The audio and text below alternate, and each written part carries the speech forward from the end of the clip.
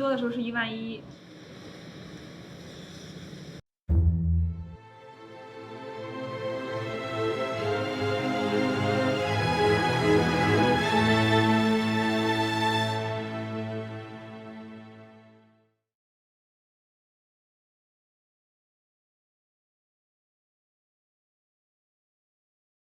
Welcome to the Wickers Green Room, green screen room, I should say, really. We're delighted to be here at Barnes Film Festival. Thank you so much for inviting us. In a second, you're going to meet the director of our 2018 International Annual Funding Award for first-time directors with a great story to tell. Mirror, Mirror on the Wall is just such a story. It's had its world premiere at Vision de Real, a super swanky festival on the shores of Lake Geneva, where it won the Audience Award for Best First Feature. Well, Best Feature, full stop. And this, I believe, is its second showing and the UK premiere. Joining me now from Ingolstadt in Germany is the director, Sascha schoeberl. It's great to meet you, Sascha. Hello, great to be here. Hey. Oh, now, so Barnes doesn't know quite what's going to hit it soon. Well, I mean, when they see it, I mean, it's a jaw-dropping film, and I want to know how you found it. How did you find Dr. Han, your protagonist? So normally, I do a lot of DP work. So I, shoot documentaries and also commercials. DP work, director of photography. So you're like right. a cinematographer. Yeah. And yeah, one day a producer called me and they said they lost their DP on a corporate film, and they asked whether I should want to take over. And it was very short notice. And yeah, I said yes. And so it turned out it's kind of a corporate film about Dr. Han. And and that was the moment when I entered, his universe, where I saw all the statues of him and the pictures of him on the walls, and where I met him, and saw this character really. And yeah, I mean, that was the first time. This is how I found him, and then I knew, okay, I have to dig into this. This is something really interesting to explore. And what was it about Dr. Han that made you think, hello, apart from being a massive egotist, with his 60-foot statues outside his own front house and these massive tower blocks where he does his cosmetic surgery with, what's the logo over the door? Just remind me. Dr. Han gives you what God owes you. Yes, I think that's, yes, it's fascinating, but kind of creepy. I wondered what drove you to tell this story. Well, I think, so the initial thing, what I really liked is I like bizarre things, I think, and I'm drawn to this. And he has, this bizarre universe, really. And I enjoyed exploring there. But then I also saw how besides of this entertaining bizarre part, I also saw how timely it is, what he does. And he uses social media and to promote his business, and this really drives also these surgeries, performances where the girls sing songs and dance on the operation table. And I think, yes, this was just so timely, bizarre and timely for me. And I think that was really worth telling the story. And what's behind the title you gave it? I know it's from the children's story, fairy tale, Snow White, Mirror, Mirror on the Wall. What does that mean to you? I think it's this modern phenomena of us really chasing this perfect image of us. We always try to be this perfect looking, successful, amazing person. And yes, and I think it's a very dangerous journey. And I think basically you will never get there. And I think it's a very modern phenomena, and especially with him and also all the women who are involved in this film, you can tell this story about this phenomena. And that's why I think this title was so suiting, really. Absolutely. And it also speaks to one of the reviewers picked out this line. Modern Times review said that schoeberl has solicited a significant documentary about the ambiguities of self-realization. What do you understand that to mean, and do you agree? Right. Yeah, no, I very much agree. I think, yeah, so I think when we are in this chase for perfectionism, we try to be someone else, really. We try to be this perfect mirror image.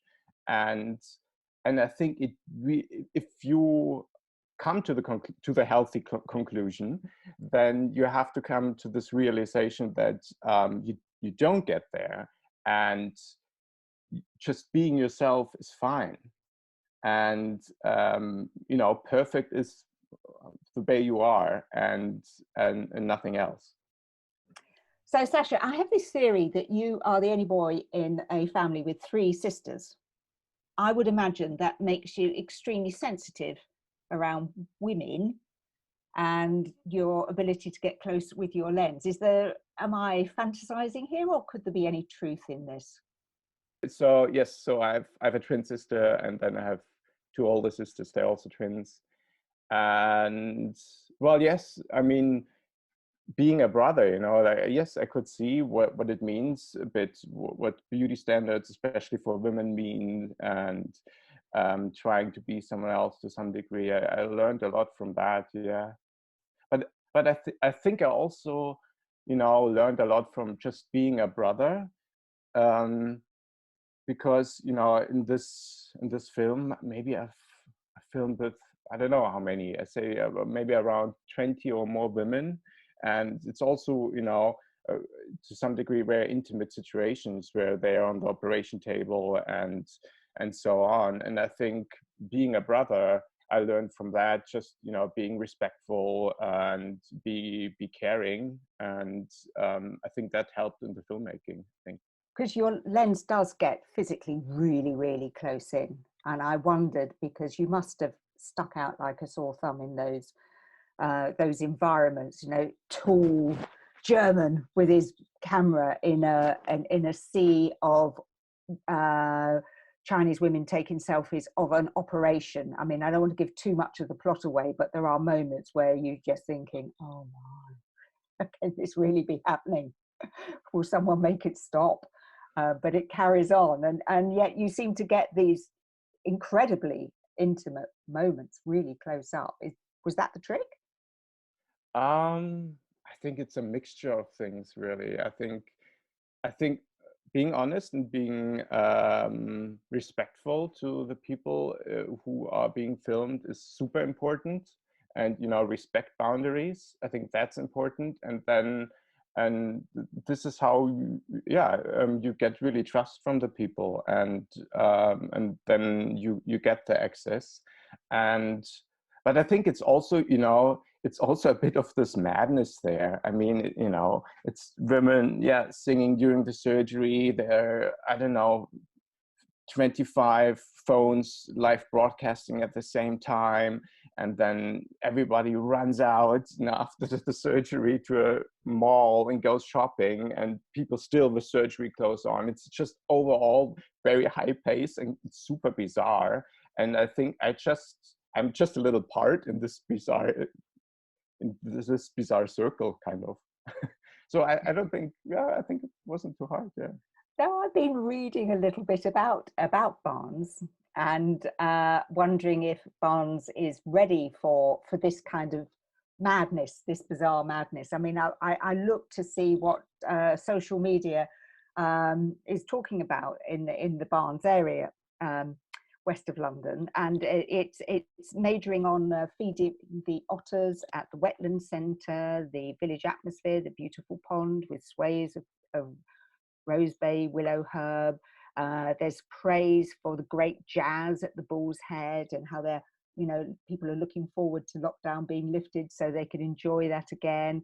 The fruit and veg market, the farmers market, the ginger pig butchers. I mean, these are the things that the people of Barnes are are talking about, you know, how ready are they for what they're going to see in this film? Well, I mean, on first sight, it's a story about a Chinese family, but actually, it is a story about trying to be perfect and what you're willing to do for fame and what you're willing to do being perfect or for a perfect post on Instagram or something. So I think it's a very universal story. And yeah, I think the style, the cinema verite style, needs a bit of commitment from the viewer as well. It's not like a fast-paced watch. You need a commitment as a viewer. But yeah, I mean, we won with the premiere the audience award, and I think that that shows that the story is very strong and also very compelling outside China. And yeah, I think it will work for anyone who is interested. Because it is a bit the same, isn't it, in the sense of putting on a facade. You know, there's all these beautiful Georgian terraced houses in the center of Barnes, and it's all about putting on that perfect look for the world. So there are huge parallels for all of us there. I wondered what differences you were noticing about the way it's perceived in, say, Eastern facing countries, Pacific Ring countries like China, and in Europe. What key differences have you noticed? I think for it, well, it's very easy in a way and very understandable. For Eastern or for the Chinese audience, I think they know China, so they're familiar with how China ticks, and so they are very much connected to just the story, and they're familiar with the environment. Where for Western audience, they also might see China for the first time, and that puts in another layer as well of seeing the backdrop of what's happening in China. The other fairy tales that I was thinking of just when you were speaking there is Beauty and the Beast, because in a way, Dr. Han is a bit of a beast. He comes across initially as a monster, and then you start to see a little bit of beauty behind him as you start to understand how he came to be the way he is as he interacts with the three key women in his life, his American assistant Holly, his daughter Rachel, and his mother, who is a bit of a dragon herself.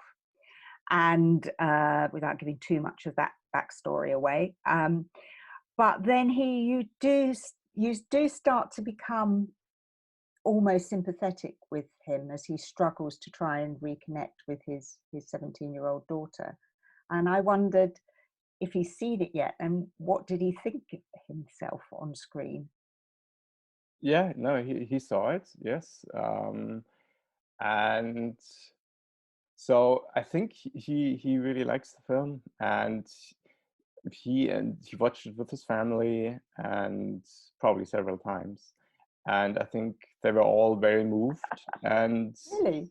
yeah, and I think he's grateful for this, after all these years of commitment from me to this project. He's very grateful to see also his own change during that time. And yeah. Mm-hmm. Having spent so long with Dr. Han, I was wondering how nerve-wracking it was, how self-conscious you felt spending so much time with a man who sees everyone in terms of their physical imperfections. I feel comfortable. I mean, I think You didn't get yeah. any cheap surgery, did you? You didn't make any little No, offers? no, Bought you no, no. out?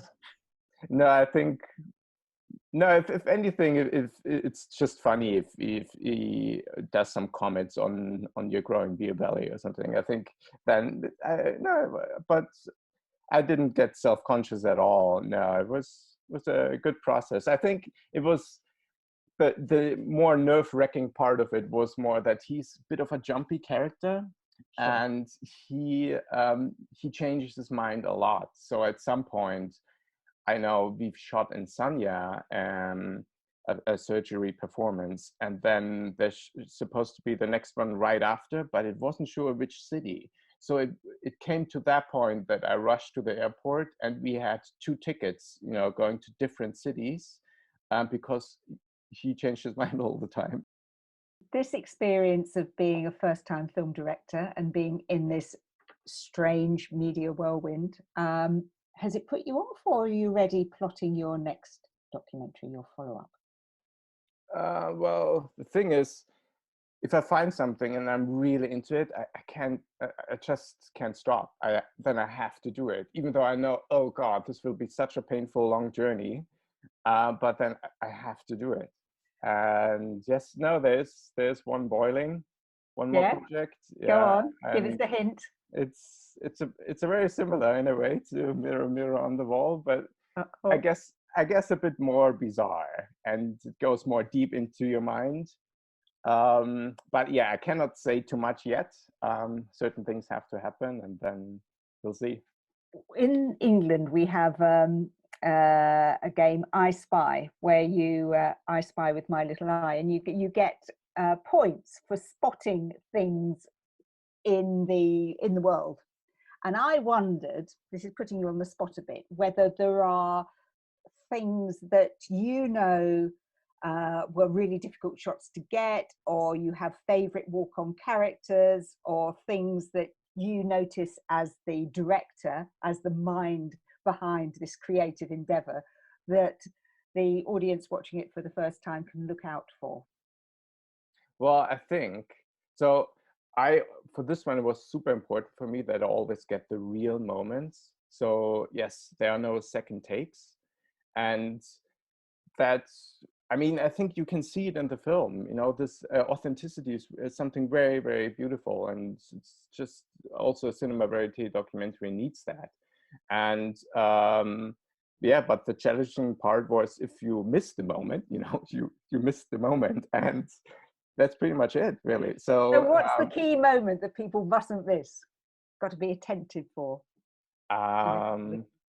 well, I guess there are moments, I think, of Dr. Han's look when on his first surgery performance, where it doesn't quite go the way he wanted it to be.